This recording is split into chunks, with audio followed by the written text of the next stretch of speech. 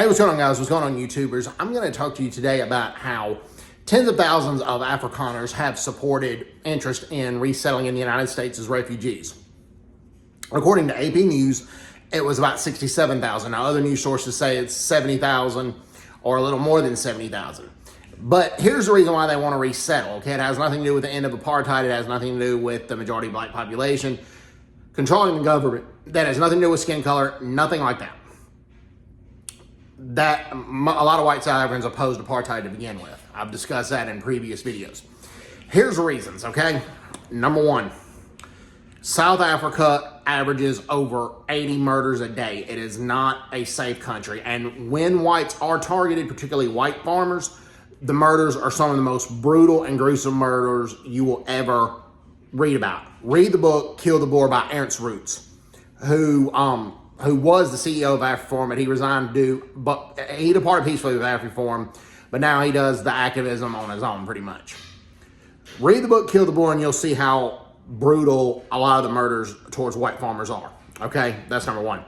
Number two, to get government jobs, white people are the lowest on the list. And number one, for the first priority for selection is black, then it's colored, which is South African term for mixed race, then it's Indian, and then it's white.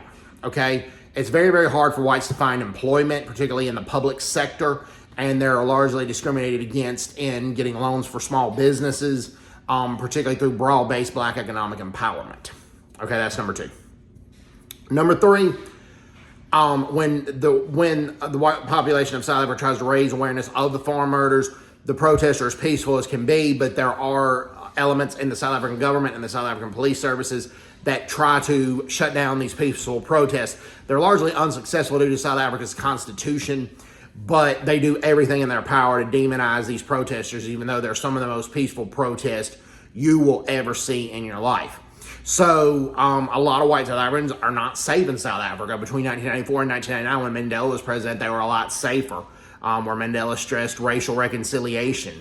But that has since, gone by the wayside, particularly after Mandela stepped down in 1999. But particularly the last 5 to 6 years, though, it has gotten really worse. And it is more dangerous to be a South African farmer, a white South African farmer, than it is to be a U.S. soldier in Iraq or Afghanistan when the United States was in Afghanistan Operation Enduring Freedom, and in Iraq for Operation Iraqi Freedom.